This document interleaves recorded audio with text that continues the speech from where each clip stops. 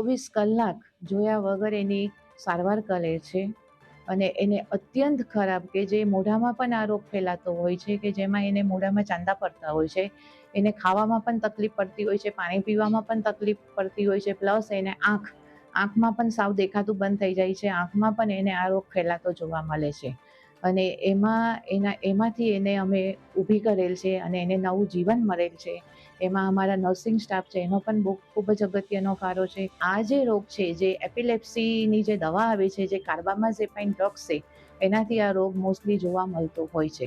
જામનગર જીજી હોસ્પિટલમાં 24 દિવસથી આ સ્કિન વિભાગમાં દાખલ છીએ.